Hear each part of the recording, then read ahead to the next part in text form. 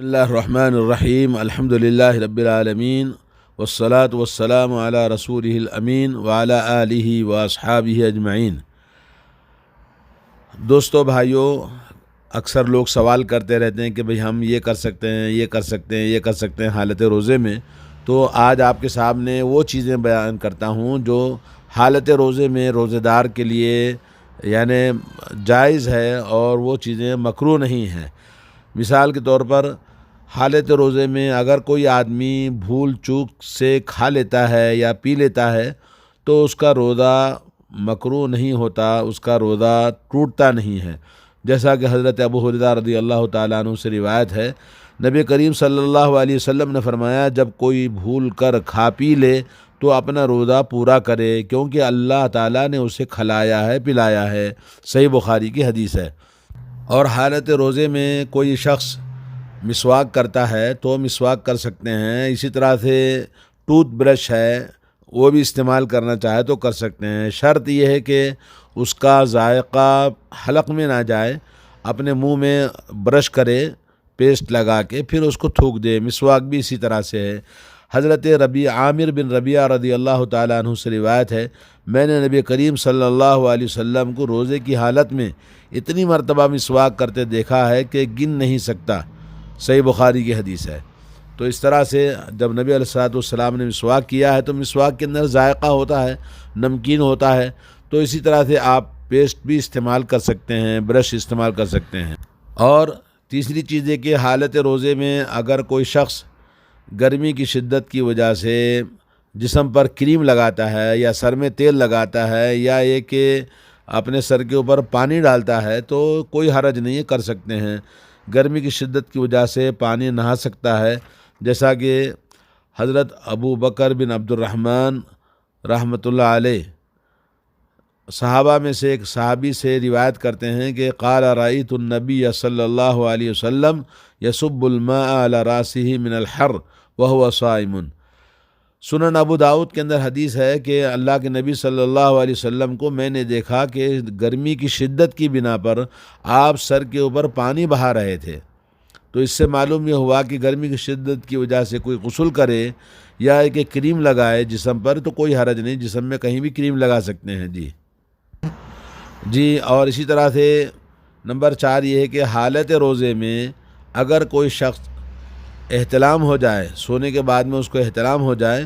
تو اس سے روزہ نہیں ٹوٹتا ہے، اور وہ کیونکہ اس کے اختیار میں نہیں ہوتا ہے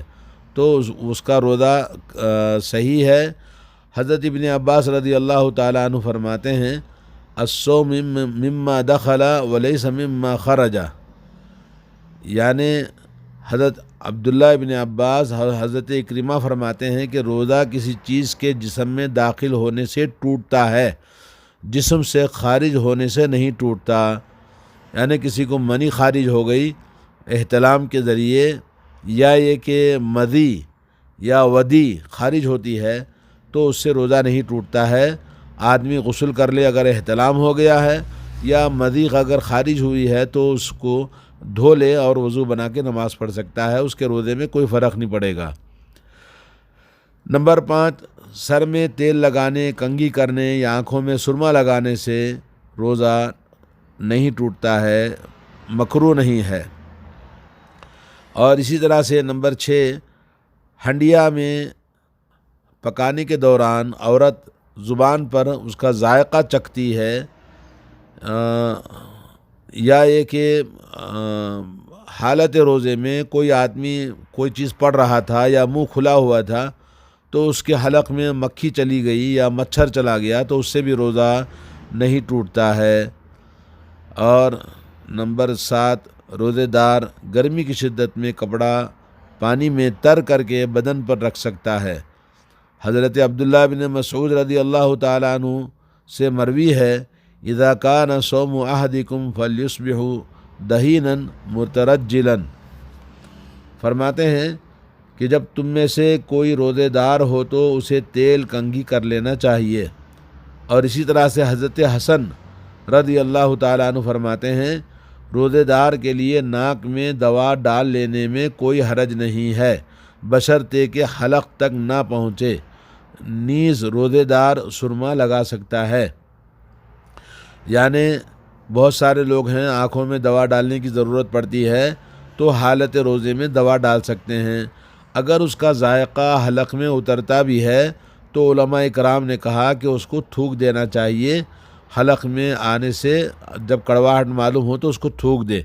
تو کوئی حرج نہیں ہے، کیونکہ وہ دوائیں جو کان میں ڈالی جاتی ہیں یا ناک میں ڈالی جاتی ہیں تو اس میں کوئی غذا نہیں ہوتا، کوئی وٹامن نہیں ہوتی ہے، گلوکوز نہیں ہوتا ہے، بلکہ وہ دوا ہوتی ہے، تو ان کے ڈالنے سے حلق میں اگر اس کا اثر پہنچتا بھی ہے تو اس کو تھوک دینے سے اس کا روزہ صحیح ہو جائے گا۔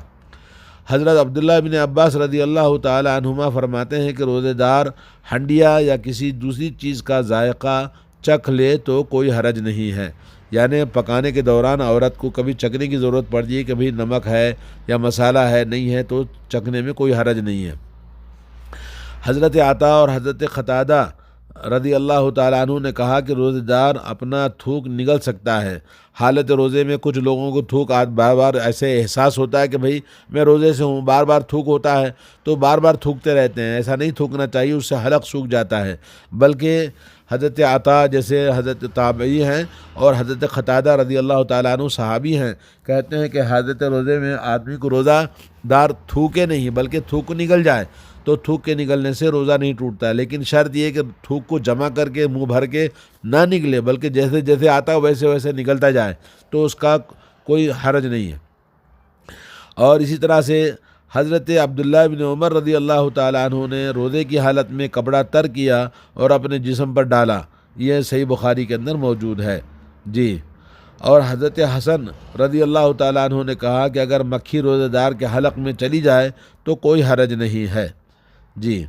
تو اگر اسی طرح سے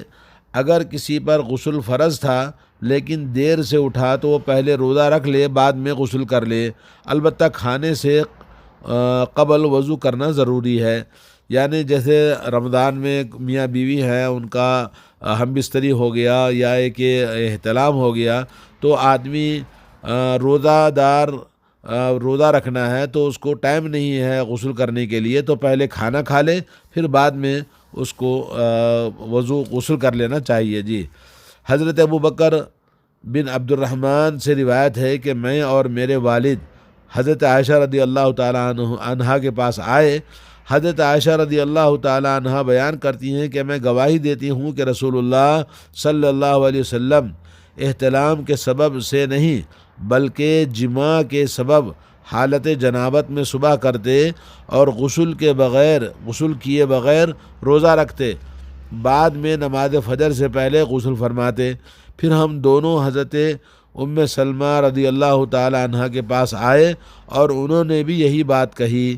یعنی حضرت ام سلمہ اور حضرت عائشہ رضی اللہ تعالی عنہ سے ثابت ہے صحیح بخاری کے اندر کہ روزے دار روزہ رکھنے کے لیے اگر ناپاک ہے تو پہلے کھانا کھا لے، بعد میں غسل کر لے، کوئی حرج نہیں ہے، لیکن نماز فجر کے لیے غسل کر کے نماز فجر پڑھنا ضروری ہے۔ یہ نہیں کہ آپ کو کھانا کھا لیا روزہ رکھنے کے لیے پھر سو گیا، نماز فجر چھوڑ دیا، ظہر میں اٹھ کے غسل کیا، یہ غلط ہے۔ جی، حضرت عائشہ رضی اللہ تعالیٰ عنہ فرماتی ہیں کہ رسول اللہ صلی اللہ علیہ وسلم حالت جنابت میں کھانا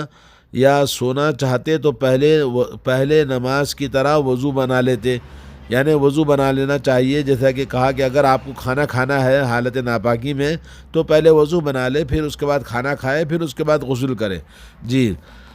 اور اسی طرح سے روزے کی حالت میں بیوی کا بوسہ لینا جائز ہے بشرطے کہ آدمی جذبات پر قابو رکھتا ہو۔ کل میں نے بتایا تھا کہ ایک آدمی نے نبی علیہ السلام سے اپنی بیوی سے گلے ملنے، بغل گیر ہونے، مل کے جسم لگانے کی اجازت مانگی تو آپ نے اجازت دے دی۔ اسی طرح ایک دوسرے آدمی نے وہی سوال کیا تو آپ نے اس کو منع کر دیا۔ تو صحابی کہتے ہیں کہ جو پہلے آدمی نے پوچھا تھا وہ بوڑھا آدمی تھا تو اس کو اجازت دے دی، اور دوسرا آدمی جوان تھا تو نبی علیہ السلام نے اس کو منع کر دیا، کیونکہ جوان آدمی اگر بیوی کے ساتھ میں سوئے گا، جسم سے جسم لگے گا تو اس کے جذبات ابھریں گے اور قابو نہیں کر پائے گا۔ تو اس طرح سے آدمی کو اگر قابو ہے، کنٹرول ہے تو بیوی کو بوسہ بھی لے سکتے ہیں، اس کے ساتھ میں بغل میں سو بھی سکتے ہیں۔ جی، اور گرمی کی شدت کی وجہ سے روزہ دار غسل یا کلی کر سکتا ہے، جیسا کہ حضرت عمر رضی اللہ تعالیٰ عنہ سے روایت ہے، ایک روز میرا جی چاہا اور میں نے روزے کی حالت میں اپنی بیوی کا بوسہ لے لیا۔ میں نبی کریم صلی اللہ علیہ وسلم کی خدمت میں حاضر ہوا اور میں نے عرض کیا کہ میں نے آج بڑا غلط کام کر لیا ہے، روزے کی حالت میں نے بوسہ لے لیا ہے۔ تو رسول اللہ صلی اللہ علیہ وسلم نے فرمایا، اچھا بتاؤ، اگر تم روزے کی حالت میں کلی کر لو تو پھر کیا ہوگا؟ تو میں نے عرض کیا، کلی میں کیا حرج ہے؟ تو نبی علیہ الصلوۃ والسلام نے فرمایا، پھر کسی چیز میں کوئی حرج نہیں ہے، یعنی بوسہ لینے میں کوئی حرج نہیں۔ اسے مسند احمد اور ابو داؤد نے روایت کیا ہے۔ اور ایک حدیث میں آتا ہے کہ نبی کریم صلی اللہ علیہ وسلم حالت روزے میں حضرت عائشہ رضی اللہ تعالی عنہا کا بوسہ لیا کرتے تھے، اور حضرت عائشہ کہتی ہیں کہ نبی علیہ الصلوۃ والسلام اپنے آپ پر زیادہ قابو رکھنے والے تھے، تو اس لیے اگر کوئی آدمی اپنے آپ پر قابو رکھ سکتا ہے، کنٹرول کر سکتا ہے، تو اس نے اپنی بیوی کا بوسہ لے لیا یا ملاقات کر لیا، ہاتھ ملایا یا لگ کے سویا تو کوئی حرج نہیں ہے۔ اگر قابو نہیں رکھ سکتا ہے تو اس کو بوسہ بھی نہیں لینا چاہیے اور اس کے ساتھ لگ کر بھی سونا نہیں چاہیے۔ اور اسی طرح سے حالت روزے میں انجیکشن، دوائی، بخار کی شدت کی وجہ سے یا کسی اور بیماری کی وجہ سے انجیکشن لے سکتے ہیں، البتہ گلوکوز کا انجیکشن لینا یا گلوکوز کا ٹرپ چڑھانا یہ منع ہے۔ کوئی بھی وٹامن یا گلوکوز یا پروٹین وغیرہ کا انجیکشن لینا منع ہے۔ جی اسی طرح سے کل ایک صاحب نے سوال کیا کہ زکام یا کسی بیماری کی وجہ سے ہم ہوا کا بخار لیتے ہیں یا اسٹیم لیتے ہیں تو یہ بھی جائز نہیں ہے، کیونکہ اس میں ہوا کے پانی کا بخار لینے سے، پانی کے بخار میں، پانی کے اسٹیم میں پانی کا حصہ ہوتا ہے جو کہ جسم میں جانے سے اس کو تسلی ہوتی ہے، اس کی ٹھنڈک پڑتی ہے، تو منہ سے کسی بھی طرح کا، ناک سے ہوا، یہ پانی کا بخار یا پانی کا اسٹیم لینا جائز نہیں ہے۔ لیکن اگر کوئی آدمی دمے کا بیمار ہے تو بیمار کے لیے اسپرے لینا دمہ کی بیماری کے لیے تو جائز ہے۔ جی اسی طرح انجیکشن کوئی بیماری کے لیے لینا چاہتا ہے تو لے سکتا ہے۔ جی حالت روزے میں اگر کوئی شخص ڈاکٹر کے پاس جاتا ہے، دانت میں درد ہے، ڈاکٹر اس کا دانت نکال دیتا ہے یا اس کو انجیکشن دیتا ہے تو اس میں بھی کوئی حرج نہیں ہے۔ جی اسی طرح سے حالت روزے میں اگر کوئی آدمی اپنے آپ اس کو قے آتی ہے کسی وجہ سے، پیٹ کی خرابی کی وجہ سے اگر اس کو قے آ جائے تو اس کا بھی روزہ صحیح ہے، الا یہ کہ آدمی اپنے آپ انگلی ڈال کے قے کر دیتا ہے تو اس کا روزہ ٹوٹ جاتا ہے۔ اپنے آپ وامٹنگ آئے تو اس سے روزہ نہیں ٹوٹتا ہے۔ اور اسی طرح سے حالت روزے میں جیسے سرما لگانا ہے یا یہ کہ کاسمیٹک وغیرہ استعمال کرتی ہے خاتون تو وہ بھی کوئی حرج نہیں ہے۔ جی حالت روزے میں ناک چھٹی تو اس سے کوئی فرق نہیں پڑتا روزے پر۔ اسی طرح سے حالت روزے میں اگر کوئی آدمی یعنی کسی بلڈ چیک کرنے کے لیے خون دیتا ہے تو وہ بھی کوئی حرج نہیں ہے، دے سکتے ہیں۔ اور اسی طرح سے ایک ہوتا ہے حیض اور ایک ہوتا ہے استحاضہ۔ استحاضہ وہ حیض نہیں ہوتا ہے بلکہ غیر پیریڈ میں، غیر اس کے مقررہ دنوں کے علاوہ کبھی گرمی کی وجہ سے ایسے ہی خون آ جاتا ہے تو اس سے بھی روزہ نہیں ٹوٹتا ہے، وہ عورت اپنا روزہ کنٹینیو کرے گی، روزہ بھی رکھے گی۔ جی اور حالت استحاضہ میں جس کو اگر کسی کو شکایت ہے خون آنے کی تو وہ عورت روزہ بھی رکھے گی اور ہر نماز کے وقت میں اس کو دھو کر صاف کر کے نماز بھی پڑھے گی۔ وصلی اللہ علی نبینا محمد وعلی آلہ واصحابہ اجمعین۔